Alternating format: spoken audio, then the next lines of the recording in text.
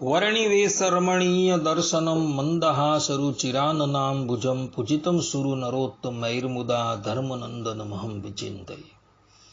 असतो मा षड्गमय तमसो मा ज्योतिर्गमय मृत्युर्मा अमृतं गमयः।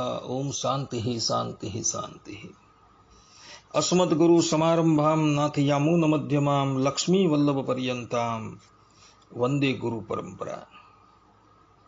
આજની જ્ઞાન સભાની અંદર પધારનારા બધા જ ભગવદ ભક્તોને વેદાંતાચાર્ય, પુરાણ ઇતિહાસાચાર્ય અને ફિલોસોફી શાસ્ત્રી રાકેશભાઈના હેતપૂર્વક જય સ્વામિનારાયણ. ભક્તો, આજની આ જ્ઞાન સભાની અંદર આપણે બધા શ્રીમદ ભાગવતના દસમ સ્કંદના 42મા અધ્યાયમાં ભગવાન શ્રી કૃષ્ણએ પોતાને ચંદન આપનારી કુબ્જાનો ઉદ્ધાર કર્યો. તો એ કુબ્જા પૂર્વજન્મની અંદર કોણ હતી અને ભગવાન શ્રી કૃષ્ણએ એના પર પોતાની કૃપા શા માટે વરસાવી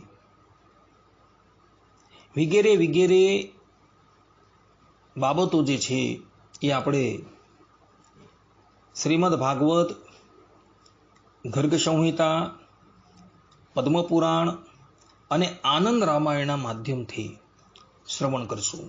તો બધા જ શ્રોતાગણો આ કથા જે છે એ એકાગ્ર મને કરીને શ્રવણ કરે. શ્રીમદ ભાગવતના દસમ સ્કંદના 41 અને 42મા અધ્યાયની અંદર કથા આવે છે કે ભગવાન શ્રી કૃષ્ણ કંસના નિમંત્રણથી વ્રજનો ત્યાગ કરી મથુરા પધાર્યા અને મથુરામાં આવી નંદરાયજીની આજ્ઞાથી તેઓ મથુરા દર્શન કરવા માટે જાય છે. મથુરા નગરીના દર્શન કરતા થકા સૌ પ્રથમ ભગવાન શ્રી કૃષ્ણ કંસના ધોબીનો ઉદ્ધાર કરે છે. ત્યારબાદ દરજીની ઉપર અનુગ્રહ કરે છે અને સુદામા માળીની ઉપર પણ કૃપા કરી ભગવાન શ્રી કૃષ્ણ રાજમાર્ગની ઉપર આગળ વધતા હતા. નગરના નરનારી ભગવાન શ્રી કૃષ્ણના અને બળદેવજીના દર્શન કરવાની અંદર તલ્લીન થઈ ગયા હતા. પછાડી ગોપ બાળકો ભગવાન શ્રી કૃષ્ણના લીલાનું ગાન કરતા થકા અને એમની સ્તુતિ કરતા એમની પાછળ પાછળ આવી રહ્યા હતા. તેવા જ સમયની અંદર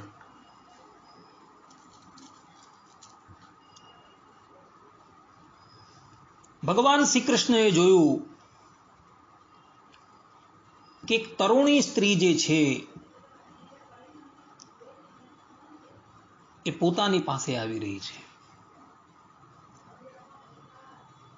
આ તરુણી સ્ત્રીનું મુખ જે છે એ બહુ સુંદર હતું, પરંતુ એ શરીરથી કુબડી હતી, અર્થાત કે એની પીઠની ઉપર ખૂંદ ઉગેલી હતી અને એને લઈને એ ટેડી ચાલતી હતી. ત્રણ દેહથી એ ટેડી થઈ ગઈ હતી અને લાકડીના સહારે એ ચાલતી હતી. એનું નામ આમ જોવા જઈએ તો ત્રિવિક્રમા હતું, પરંતુ બધા એને કુબ્જા કહીને બોલાવતા હતા. ભગવાન શ્રી કૃષ્ણ પ્રેમ રસનું દાન કરવા વાળા છે. એ આ કુબ્જાની પાસે આવે છે. કુબ્જા કંસની સેવિકા છે અને એ સૈરેન્દ્રીનું કાર્ય કરી રહી છે. સૈરેન્દ્રી એટલે શું? તો જે વાળ ગૂંથવાની કલાની અંદર નિપુણ હોય, ચંદન ઘસવાની કલાની અંદર જે નિપુણ હોય તેને સૈરેન્દ્રી કહેવામાં આવે છે. કુબ્જા સૈરેન્દ્રીનું કાર્ય કરતી હતી અને ભોજરાજ કંસને માટે એ ચંદન ઘસતી હતી. અને આજે એ પોતાના ઘરે ચંદન ઘસીને ભોજરાજને અર્પણ કરવા માટે જતી હતી અને માર્ગની અંદર એને શ્રી કૃષ્ણ ભગવાનનો ભેટો થયો. ભગવાન શ્રી કૃષ્ણ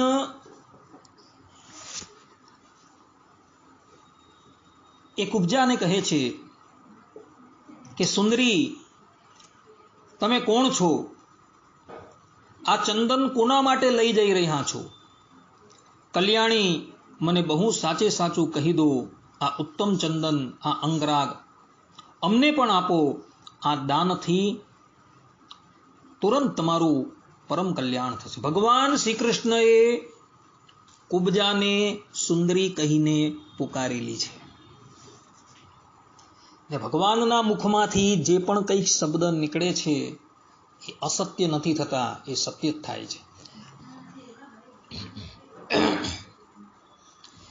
ભગવાન શ્રી કૃષ્ણની વાત સાંભળી સૈરંદ્રી કુબજા બોલી કે હે પરમ સુંદર, હું કંસની પ્રિય દાસી છું. મહારાજ મને બહુ માને છે. મારું નામ ત્રિવક્રા છે. હું તેમને ત્યાં ચંદન અંગરાજ લગાડવાનું કામ કરું છું. મારા દ્વારા તૈયાર કરેલું ચંદન અને અંગરાગ ભોજરાજ કંસને બહુ પસંદ છે. પરંતુ તમારા બંનેથી ચડિયાતું બીજું કોઈ ઉત્તમ પાત્ર નથી, માટે તમે આ ચંદન જે છે ગ્રહણ કરો. આટલું કહીને ત્રિવિક્રમાએ એ ચંદન ભગવાન શ્રી કૃષ્ણને સમર્પિત કર્યું.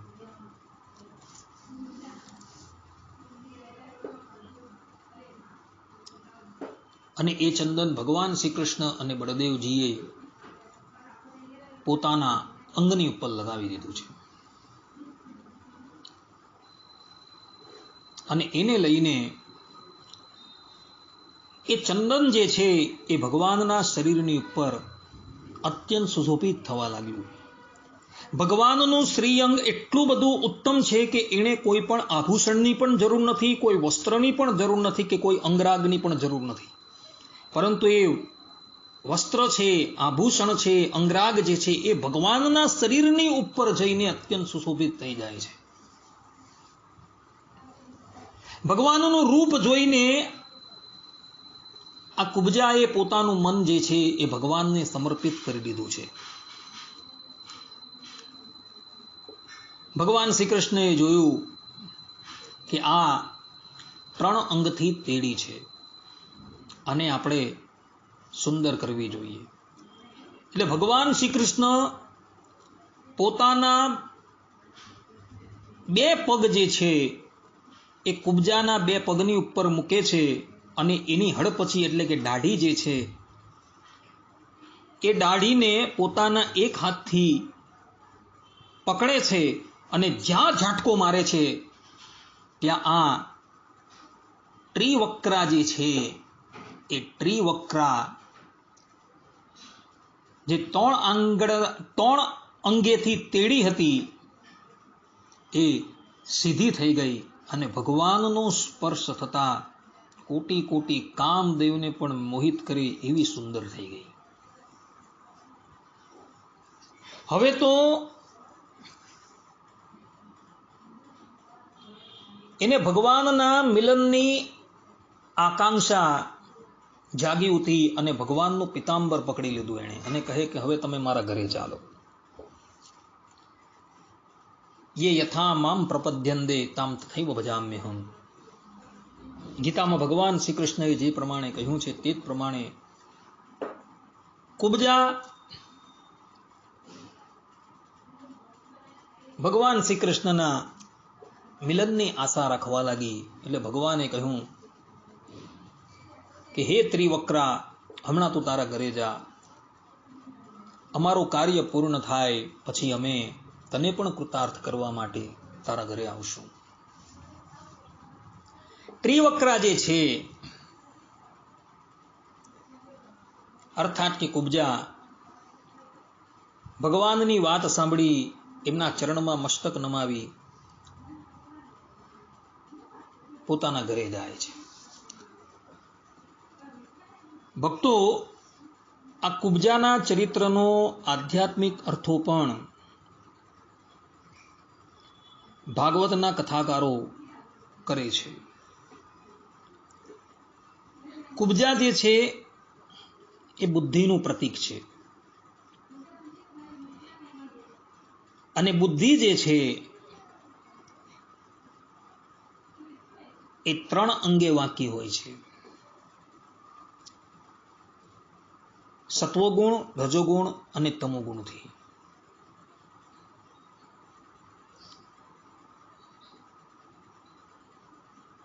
અને એ સત્વગુણ, રજોગુણ અને તમોગુણથી એ યુક્ત હોવાથી એ બુદ્ધિ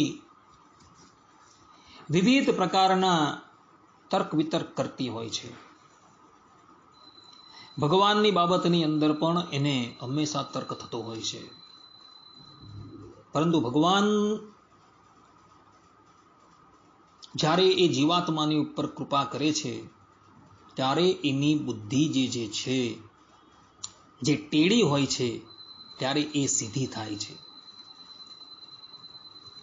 કુબજાની બુદ્ધિ પણ 3 અંગથી ટેડી હતી. ભગવાન શ્રી કૃષ્ણએ એના પર અનુગ્રહ કર્યો એટલે એની બુદ્ધિ જે છે એ સીધી થઈ ગઈ. અને બુદ્ધિ સીધી થઈ એટલે એ ભગવાનને મળવાની આકાંક્ષા કરવા લાગી. આ પ્રમાણેનો અર્થ ભાગવતના કથાકારો કરે છે. તો એ પણ અર્થ બરાબર છે. ગર્ગ સંહિતાની અંદર મથુરા ખંડમાં 11મા અધ્યાયમાં આ કુબજાના પૂર્વજન્મનું ચરિત્ર જોવા મળે છે. અને એ જ ચરિત્રનો કેટલોક ભાગ પદ્મપુરાણની અંદર પણ જોવા મળે છે. વાત એવી હતી, રાવણની બહેન શૂર્પણખા, જેના નાક અને કાન ભગવાન શ્રી રામની આજ્ઞાથી લક્ષ્મણજીએ કાપી નાખેલા હતા. ભગવાનનું રૂપ જોઈને એ મોહિત થઈ ગઈ હતી અને ભગવાનને વરવાની ઈચ્છાથી એ પોતાનું મૂળ રૂપ ત્યાગ કરીને માયિક રૂપ લઈને ભગવાનની પાસે આવેલી હતી. ભગવાનને પાખંડ સહેજ પણ પ્રિય નથી. જેવા છે તેવા તમે ભગવાનની પાસે આવો તો ભગવાન તમારો સ્વીકાર કરે. સરળ થઈને આવો તો તમારો સ્વીકાર કરે. બનાવટ કરીને આવો તો ભગવાન ક્યારેય તમારો સ્વીકાર કરતા નથી. હનુમાનજી મહારાજની અંદર પણ એવું જ હતું. જોજો તમે, કિષ્કિંધા ખંડની અંદર સુગ્રીવજી જ્યારે ભગવાન શ્રી રામ અને લક્ષ્મણને આવતા જોઈ હનુમાનજી મહારાજને મોકલે છે ત્યારે હનુમાનજી બ્રાહ્મણનું રૂપ લઈને જાય છે. ભગવાન શ્રી રામ તે વખતે એમની સાથે વાત નથી કરતા, પરંતુ જ્યારે મૂળ રૂપની અંદર આવે છે પછી એમની સાથે વાત કરે છે. ભગવાનને બનાવટ સહેજ પણ પ્રિય નથી. શૂર્પણખા પણ બનાવટ કરીને આવી છે. ભગવાન શ્રી રામ લક્ષ્મણજીની પાસે એના નાક અને કાન કપાવી નાખે છે. ત્યારબાદ એ રડતી કકડતી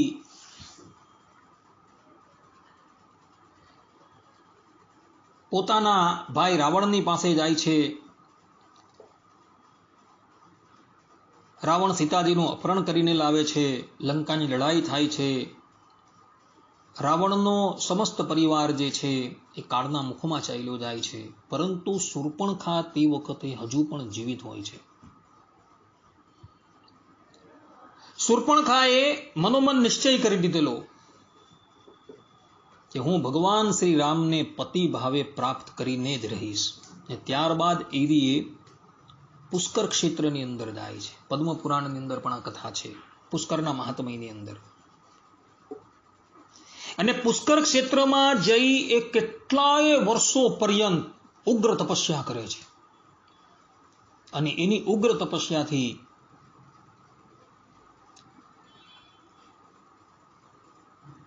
ભગવાન શંકર એના પર પ્રસન્ન થાય છે. અને શૂર્પણખાને કહે છે કે બોલ શૂર્પણખા, તારી શું ઈચ્છા છે? શૂર્પણખા કહે છે કે ભોળાનાથ, ભગવાન શ્રી રામ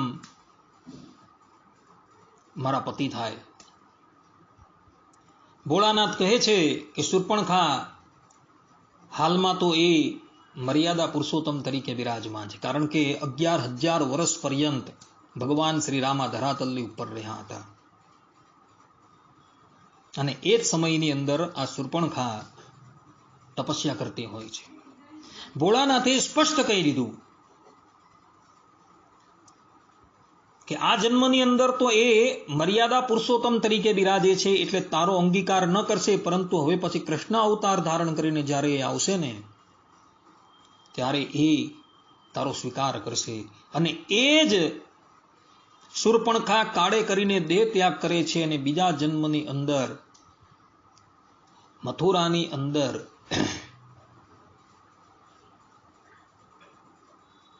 એ ટ્રી વક્રા નામની સ્ત્રીનું રૂપ ધારણ કરી પ્રગટ થાય છે. અને ભગવાન શ્રી કૃષ્ણ જ્યારે આવે છે ત્યારે ભગવાન શ્રી કૃષ્ણને એ ચંદન સમર્પિત કરે છે અને ભગવાન એને પરમ સુંદરી બનાવે છે અને પછી એને વરદાન આપે છે કે અમે અમારું કાર્ય પૂર્ણ કરીને તારા ઘરે આવશું. ભક્તો, ભગવાન શ્રી કૃષ્ણ જે છે, અગાડી કથા આવશે, હું તમને કહેવીશ કે કુબજાના ઘરે જાય છે અને કુબજાની સાથે લગ્ન કરે છે. આ વાત જે છે એ ગર્ગ સંહિતાની અંદર લખેલી છે, પરંતુ એ જ્યારે કથા આવશે ત્યારે હું એનો બધો પ્રકાશ કરીશ. કેટલાક લોકો ભગવાન શ્રી કૃષ્ણની ઉપર લાંછન લગાવે છે, બધાનો ઉત્તર હું અગાડી આપીશ. ભગવાન શ્રી કૃષ્ણ કુબજાનું પાણી ગ્રહણ કરે છે, એની સાથે લગ્ન કરે છે અને પછી એની બધી ઈચ્છાઓ પૂર્ણ કરે છે. માતા રાધાજીની અંદર પણ આવું જ છે. ગર્ગ સંહિતાની અંદર તથા બ્રહ્મવૈવત પુરાણની અંદર કૃષ્ણ જન્મ ખંડની અંદર કથા છે કે માતા રાધાજી અને ભગવાન શ્રી કૃષ્ણના લગ્ન સ્વયં બ્રહ્માજીએ કરાવેલા હતા ભાંડેર વનની અંદર. એટલે સર્વપ્રથમ લગ્ન ભગવાન શ્રી કૃષ્ણના રાધાજી સાથે થયા અને ત્યારબાદ કુબજાની સાથે થયા અને પછી બાકીની પત્રાણીઓ સાથે થયા છે. આ વાત શાસ્ત્રોની અંદર લખેલી છે, પણ કેટલા લોકો આ શાસ્ત્રોનું અધ્યયન કર્યા વગર ભગવાન શ્રી કૃષ્ણની સન્મુખ જે છે એ આંગળી ચીંધે છે, પરંતુ એ લોકોની એ બધી જ વાત જે છે એ શાસ્ત્ર નકારે છે. આ પ્રમાણે કુબજાનો ભાવ જે છે એ ભગવાને સ્વીકાર કરેલો હતો અને તે પછી ભગવાન અગાડી વધે છે. પરંતુ સમયનો અભાવ હોવાથી આ કથા જે છે એ આપણે અહીં જ વિરામ આપીએ છીએ. હવે પછીની કથાની અંદર આપણે દસમ સ્કંદની બીજી કેટલીક લીલાઓ જે છે શ્રવણ કરશું. ત્યાં લગીન બધા જ ભગવદ ભક્તોને હેતપૂર્વક જય સ્વામિનારાયણ. સર્વે સંતો નિરામયઃ, સર્વે સુખીનો ભવંતુ, સર્વે ભદ્રાણી પશ્યંતુ, માં કશ્ચિત દુઃખ ભાગ ભવેત. અસ્તુ. જય સ્વામિનારાયણ.